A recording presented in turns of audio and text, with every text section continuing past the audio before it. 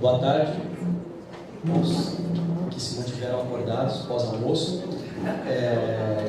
Então, iniciaremos a segunda mesa redonda do evento, conforme dito pelo Pedro agora, tem o título de abordagens metodológicas para o mapeamento da vulnerabilidade, na qual sou moderador, e teremos 3 apresentações. A primeira delas, o professor Jarbas Bonetti, da Universidade Federal de Santa Catarina, na qual o título já se encontra em tela. O professor Venerando Amaro, da Universidade Federal do Rio Grande do Norte, cuja apresentação chama-se Geotecnologias aplicadas à vulnerabilidade costeira. E o professor Rafael Sperg, da Univale, cuja apresentação chama-se Inferência Geoespacial Difusa no Mapeamento de Vulnerabilidade, aproximando gestores e técnicos. A metodologia é a mesma do período da manhã.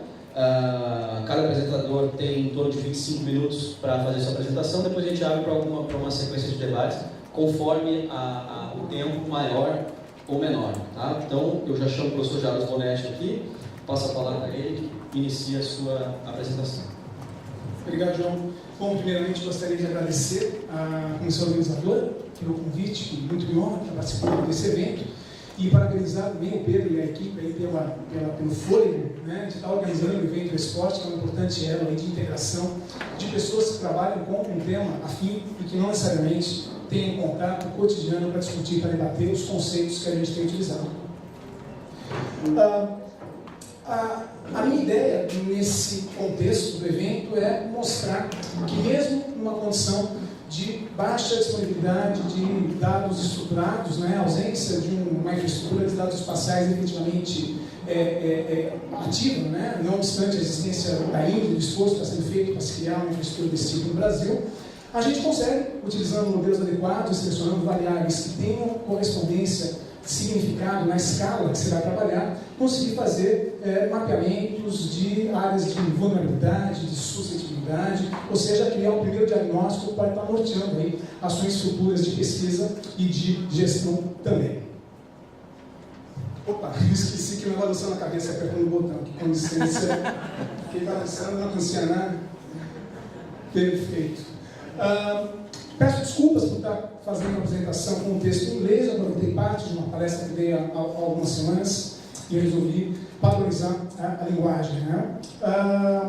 A ideia, então, é seguir esse roteiro. Né? Primeiro, discutir um pouco aspectos relacionados a processos erosivos e erosionais de maneira geral. Foi colocado no início da sessão da manhã aqui que não há uma correspondência absolutamente direta entre erosão e vulnerabilidade. É nessa linha também que eu argumento, ou seja, vale a pena a gente discutir um pouco esses processos para seguir adiante na nossa conceituação, que vem logo na sequência. Né? Existe uma série de termos que são utilizados de forma relativamente livre, não há consenso, talvez nunca haja, como o Nicolau colocou, e eu pretendo organizar um pouquinho as ideias, pelo menos de acordo com os critérios que eu tenho utilizado para estudo de vulnerabilidade, suscetibilidade e risco.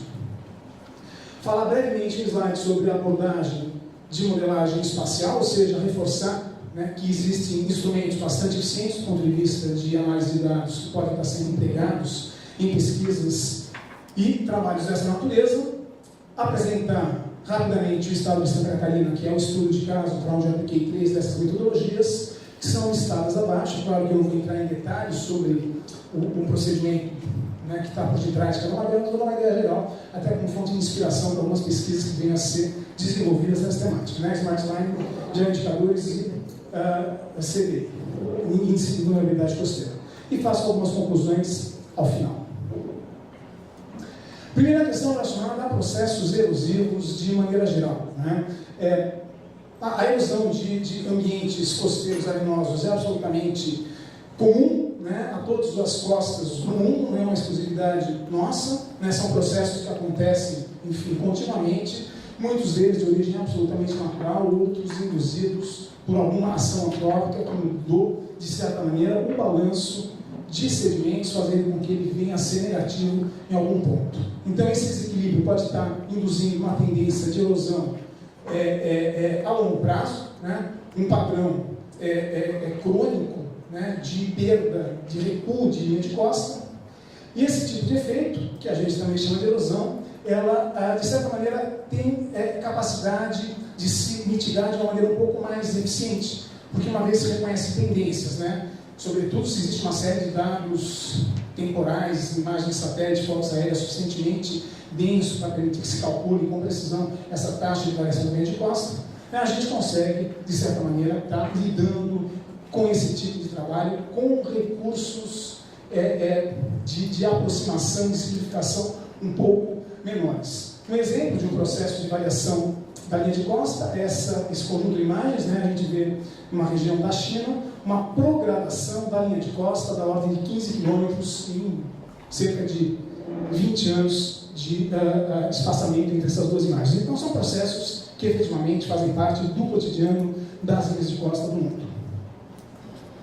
Outro tipo de evento está associado a eventos, Outro tipo de processo está associado a eventos que ocorrem de maneira esporádica, não regular, não bem espaçada ao longo do tempo. Eu chamo isso de erosão aguda, normalmente está associada à inundação costeira e tem como motor, como forçante, a sobrelevação do nível do mar, num determinado trecho, a partir da atuação de marés meteorológicas que se somam a ondas de tempestade que fazem com que o nível de base do ataque dessas ondas atinja setores da costa que normalmente não são atingidos.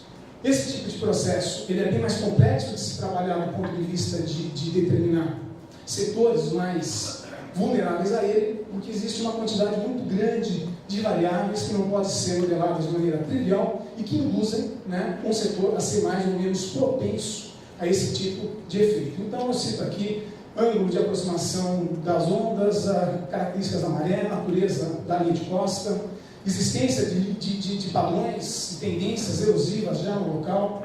Tudo isso então vai estar associado a esse conjunto de processos que eu classifico como erosão aguda.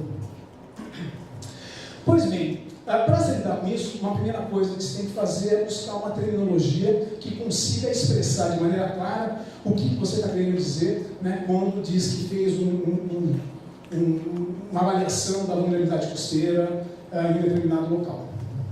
Propostas têm surgido já há bastante tempo, existem, como foi já apontado, hoje, por duas ocasiões, uma diversidade de autores que buscam acepções distintas para essa terminologia. O problema todo é que a gente incorporou, como essa área de trabalho é relativamente jovem, a gente incorporou palavras que a gente usa de forma coloquial no nosso dia a dia para dar a ela um significado técnico. Então, coisas do tipo, o meu irmão ficou muito vulnerável depois do divórcio, ou eu não vou sair hoje porque eu estou suscetível a pegar uma gripe, ou se eu não pagar a prestação da casa, eu corro o risco de perdê-la. São termos que a gente usa cotidianamente e quando a gente tenta dar um significado mais técnico, gera confusão, porque nem todos percebem essa terminologia do mesmo jeito. Muito disso foi tratado por trabalhos mais associados à área socioeconômica. Então, tem dois aqui que eu destaquei, o do Turner, que é bastante utilizado, e o Schneider-Bauer, que também é citado com alguma frequência, e que propõe uma expressão que é bastante também utilizada em vários trabalhos, no qual o risco é uma função do perigo, e perigo é uma palavra que particularmente eu concordo plenamente, tem muita dificuldade de se traduzir em qualquer língua. Hazard, eu estou usando como perigo, mas já tem outras propostas, é uma função do perigo, da exposição e da vulnerabilidade. Essas percepções terminológicas, esses conceitos não são convergentes. Mais recentemente outros têm surgido, me chamou a atenção particularmente esse daqui da Agência Nacional de Proteção Costeira de Portugal, que tenta, na forma de um diagrama, organizar um pouco essas ideias, e mais recentemente da CEPAL, um trabalho que entra com outros conceitos associados à incerteza no estudo de risco de uma maneira geral. O que a gente vê de comum em muitos trabalhos são essas palavras, suscetibilidade, vulnerabilidade e risco. Eu tenho tido bastante cuidado em usá-las dentro de um contexto, enfim, claro, no âmbito dos trabalhos que eu e a minha equipe desenvolvemos. E como todo mundo dá o seu palpite, eu não podia perder a oportunidade de dar o meu também, e também tem uma proposta de terminologia para não confundir mais. Eu acho que, João, o final da história é que cada pescador vai ter o seu modelo de interpretação desses conceitos. E o que é importante em cada trabalho é deixar muito claro o que está sendo considerado cada uma dessas coisas. E a coisa é tão feia que embora o Nicolodi tenha falado que no laboratório a gente usa essa conceituação, que é uma derivação daquela que ele usou anteriormente, nem lá a gente usa, né? Na verdade, são dois pesquisadores que trabalham com isso, né? Eu penso de um jeito e o professor Klein pensa de outro, em termos de terminologia, ou seja, nem num grupo de dois a gente conseguiu chegar numa convergência.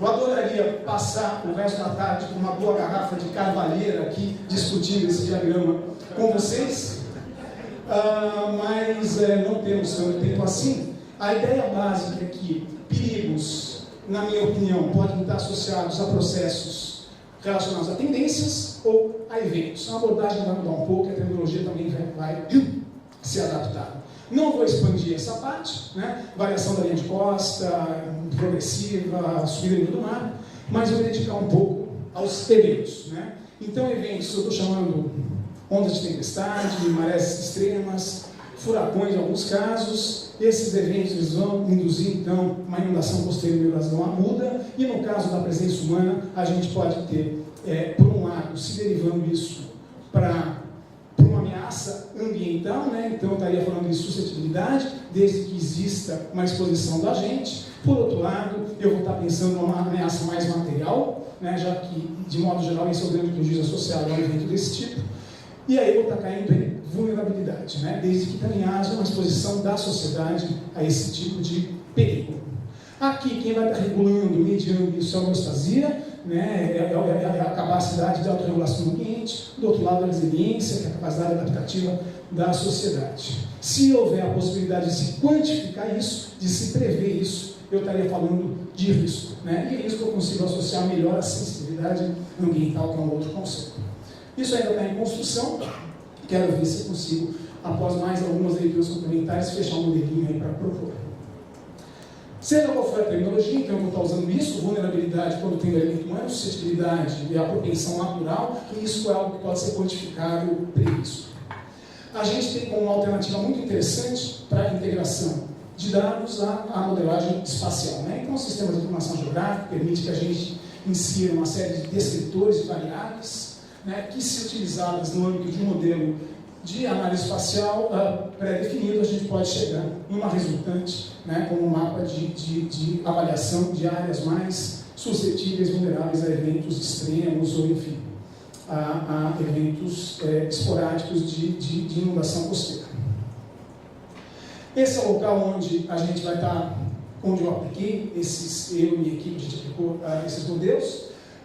Santa Catarina é um estado que se caracteriza por estar numa zona de transição do ponto de vista oceanográfico, atmosférico, geológico, e isso faz com que hajam eventos dos mais diversos, né? Para quem gosta de trabalhar com risco costeiro, é um lugar excelente, porque a gente tem vários tipos de hazards disponíveis para serem estudados, associados a taxas de chuva elevadas, associados à ausência de chuva e mais associado a tempestades, né? A gente teria aqui as marés meteorológicas associadas aí a ondas extremas, que popularmente se chama de ressaca, que é um termo também complexo. E só para não perder a oportunidade, aqui o curioso furacão Catarina, né, o supostamente único furacão que se tem registro, que tem evoluído em direção à costa no Oceano Atlântico Sul. Mais particularmente, né, alguns dos exemplos vão estar focados na ilha de Santa Catarina, localizada na porção mediana do estado, que é um hotspot, que é um local que tem sofrido bastante eventos de inundação costeira. E essa quantificação ela foi obtida a partir do acesso a um banco de dados aberto, livre, disponível, que às vezes tem problema de alimentação, mas que merece ser consultado, associado à defesa civil. Então tem esse banco de dados de registros de desastres. Dois desses desastres, erosão marinha e inundação litorânea provocada por brusca invasão do mar, estão lá registrados. A gente pode acessar por município. Às vezes se pode acessar o Avadan diretamente, que é o relatório bastante detalhado com a descrição do que aconteceu. Utilizando isso, né, e complementarmente, notícias de jornal, num segundo momento, se chegou nesse diagnóstico, né, sobretudo ação de ciclones extratropicais que induziram, né, a sobrelevação do mar e inundação costeira ao longo do estado por um período aí de 97 a 2003, Isso foi atualizado posteriormente por uma aluna da Univale, que mostrou que efetivamente alguns locais eles permanecem como sendo os que estão mais receptivos a esse tipo de problema. E aí a gente parte então, já identificar os hotspots, a gente parte para as metodologias que podem ser utilizadas para se tentar fazer um diagnóstico de áreas que vão estar mais suscetíveis, vulneráveis, né? Começando com o Smart Line, e aí o exemplo famoso no final foi da dissertação de mestrado da Carolina Mussi, orientando o professor Rafael Sperber, que está aqui com a gente nesse evento. A ideia básica foi desenvolvida pelo Chris Sharples, da Tasmânia, da Austrália, e partiu do pressuposto que, a partir da identificação de variações, sobretudo geológicas e geomorfológicas, ao longo de setores da zona costeira, linha de costa, enfim, backshore, a zona entre marés, a gente conseguiria segmentar linhas, a costa em linhas diferentes, né, mais ou menos como está representado aqui, e a partir da combinação desses segmentos, a gente teria novos segmentos, que seriam a combinação dos anteriores, e cada um desses segmentos poderia ser analisado de maneira mais qualitativa para se ver até que ponto ele estaria mais suscetível a absorver, né, como seria aí a resiliência dele em relação a algum evento extremo. Essa abordagem é bastante qualitativa, mas é interessante, porque é muito rápida de ser feita, ela pode ser feita, enfim, com base em imagens do Google Earth, né, e dá um diagnóstico preliminar para áreas de grande extensão bastante interessante. Então a ideia é essa: backshore, mais zona de marés, mais geologia, vai dar um conjunto de classes que depois é classificado em função de se reconhecer uma maior ou menor suscetibilidade para algum tipo de evento nesses locais. Várias são os descriptores que podem ser utilizados. Aqui eu mostrei 3 desde o primeiro ensaio, que depois a gente não leva adiante, né? Mas aqui características da zona entre marés, tipos de linha de costa, distribuição de população. Com base, enfim, nessas classes, a gente poderia associar outras: exposição, altura de onda, feições das zonas de marés, geologia, morfologia, declividade da praia, e chegar no modelo final, né? Nós não fizemos isso, mas a Carolina Mussi fez um trabalho bastante interessante, que resultou em diferentes cenários, né, ela chamou de sensibilidade, para ondas de diferentes direções ao longo da ilha de Santa Catarina. Nesse trabalho foi usada uma abordagem um pouco mais quantitativa, foi um Smart Line adaptado. A próxima metodologia que eu gostaria de apresentar para vocês, ela está associada aí ao uso de geoindicadores, né? Tem alguns exemplos que eu também trouxe de trabalhos feitos lá no laboratório. Quem desenvolveu, quem propôs originalmente essa metodologia foi o Bush, né, em 99, e ele escreveu um extenso artigo no qual várias tabelas se sucedem, né, elas continuam além dessa página, onde vários indicadores de maior ou menor propensão à erosão, seja de longo termo ou seja de erosão aguda, são descritos, e tem um subset aqui que roda no modelo final, que ele chamou de potencial erosivo, né? Tentando fazer um diagnóstico mais amplo para todo o estado de Santa Catarina, nós achamos que essa era uma metodologia interessante, porque embora ela consuma bastante tempo, porque ela demanda visitas a campo, ela é bem fácil de ser realizada e não depende de uma dependência baixa de dados externos, que é um problema recorrente aqui que a gente tem quando vai fazer mapeamentos mais extensivos. Para vocês terem ideia do que são esses indicadores, por exemplo, nesse subset aqui, a gente tem que indicadores de erosão severa seriam, por exemplo, a ausência de praia seca, escarpas bastante evidentes na duna frontal, afloramento de turfa, vegetação caída e coisas desse tipo. Por outro lado, né, exemplos de indicadores de estabilidade da pressão seriam dunas frontais bem desenvolvidas, vegetadas, altas, praias bastante largas e assim por diante. Então, se foi a campo, com um Juno, né, um GPS associado a um ArcGIS, ao ArcPad, com câmera fotográfica, se visitaram 302 pontos, então não foram 302 praias, foram pontos, cada ponto foi criado, foi selecionado quando se viu uma mudança significativa na característica daquele trecho costeiro que estava sendo, enfim, analisado. Então não é o número de praias, é o número de pontos, algumas praias têm vários pontos. Então, todos esses pontinhos vermelhos aqui foram visitados, né? Em cada um deles se registrou em tempo real as características de 34 descritores distintos dessa lista do Bush, né? Ao longo aí de 40 dias de trabalho de campo. Enfim, vários ambientes bem distintos, né, puderam ser encontrados nessa pesquisa. E ao final, nós obtivemos então uma grande tabela com o nome da praia, coordenada, município, nome do ponto, foi coletado o sedimento, foi medida a legibilidade. E ao final, a gente então tem 30 e tantos descritores que fazem parte do banco de dados. Por exemplo, largura da praia seca, né, maiores larguras aqui da ordem de 100 metros ou mais. Menores larguras são pequenos pontinhos, como esse daqui. Altura de dunas menores de 3 metros, em vermelho, aqui e aqui. Dunas menores de 3 metros, né, menores de 1 metro em amarelo. Então, esses são só exemplos dos vários já indicadores.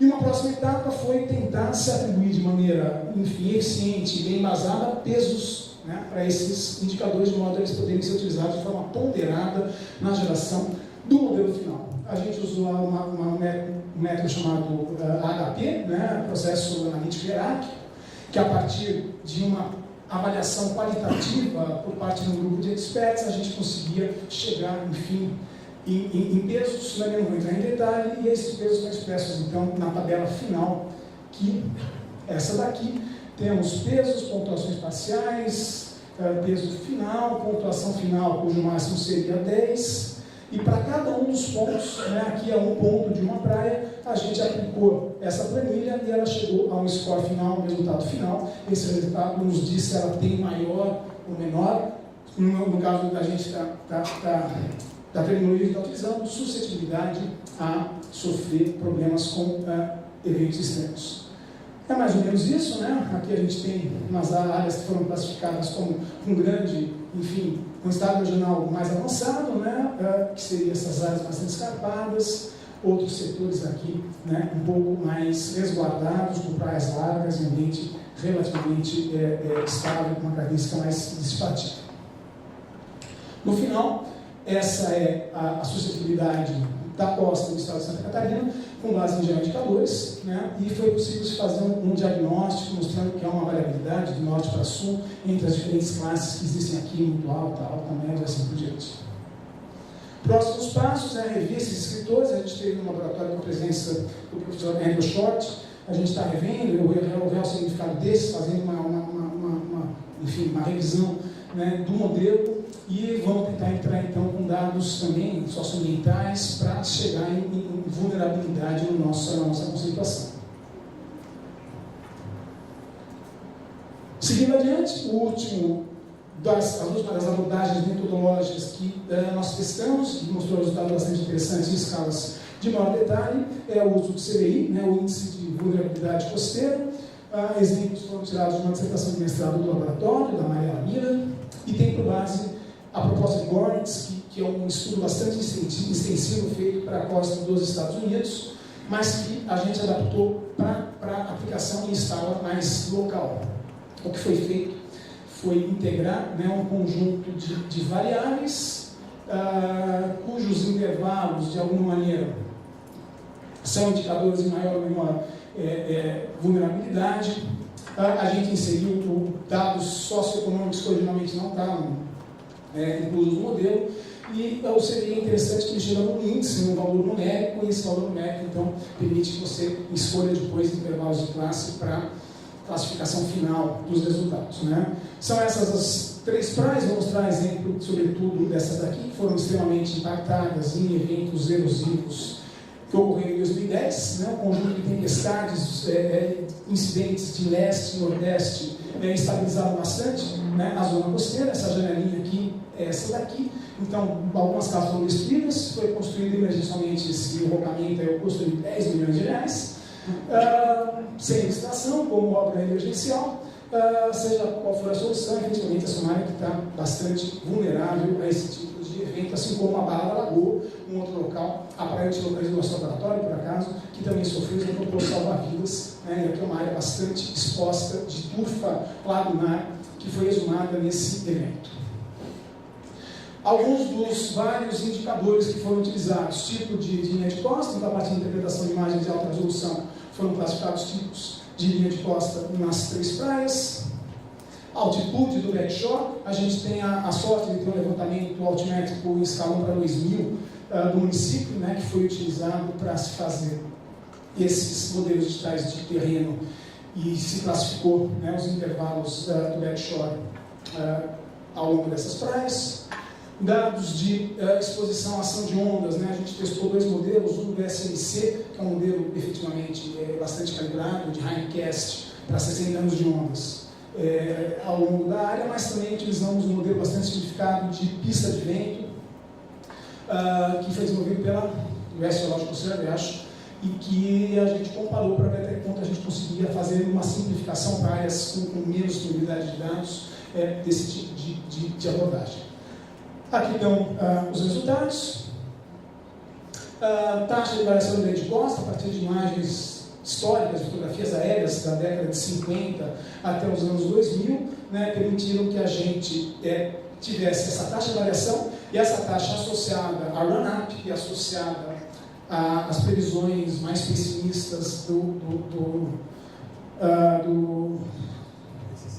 IPCC, obrigado, do IPCC, fizeram a gente determinar a extensão máxima do cenário pior e a gente contou o número de edificações que existem em cada uma dessas faixas, né? Então também se conseguiu ter um termo de certo modo de risco, mas pelo menos a componente humana entrou no modelo final, né? A população humana foi considerada também a partir dos setores censitários do IBGE e, levando tudo para cozinhar em banho-maria, a gente ao final tem esse resultado, que seriam assim, mapas finais de, enfim, vulnerabilidade costeira baseado nesse índice, zonas vermelhas com vulnerabilidade alta, zonas azuis com vulnerabilidade mais baixa. Esses dados eles foram comparados com os dados de registro de estragos na zona costeira e serviu, como foi dito também, como uma forma de validação, ou pelo menos de teste do resultado do modelo. Então, concluindo, né, nós temos que a gente pode efetivamente conseguir resultados indicativos de boa qualidade, bem interessantes, relacionados à vulnerabilidade costeira ou à suscetibilidade, com dados, de modo geral, acessíveis, né, não tão complexos de serem emitidos. Dos 3 testes que a gente fez, metodológicos, ficou claro que eles têm sensibilidade diferente à escala e que eles podem se adequar muito bem a uma classificação preliminar, a um diagnóstico de vulnerabilidade, né, se a gente for considerar a escala de aplicação de cada um deles. Então, o Smart Line funciona muito bem para levantamentos regionais, é fácil de ser implementado, custo muito baixo, não toma muito tempo, mas a descrição é mais qualitativa, o poder é determinístico. Os indicadores funcionam bem em escalas regional e local, um custo médio, tem muito trabalho de campo, é baseado em evidências que podem ter aí um marco temporal muito forte, o que é um problema. A aplicação de modelos de pesos que podem ser modelados é uma coisa bem interessante. O problema é que realmente eles podem estar indicando algo que é bastante temporário e não uma tendência mais geral. Por fim, o índice de vulnerabilidade costeira, ele parece ser interessante, ele foi aplicado originalmente num nível mais regional, mas foi adaptado para análise local e demonstrou um bom desempenho. O custo também é baixo, o resultado é quantitativo, ele pode ser modificado, modelado, se inserir uma nova variável com facilidade. Demora muito tempo e, sobretudo, há uma generalização muito alta, né? A gente tem que ter uma abordagem qualitativa, de percepção de experiência muito grande. Então, a ideia, como eu disse, era estimular, né, a aplicação desse modelo. São modelos consagrados, são modelos que já foram aplicados extensivamente em outros países, né, e que têm um potencial relativamente bom, né, mas que tem que ser aplicados considerando a disponibilidade de dados, é claro, e a escala de trabalho que se pretende desenvolver a pesquisa. Eu acho que é isso. Obrigado, pessoal.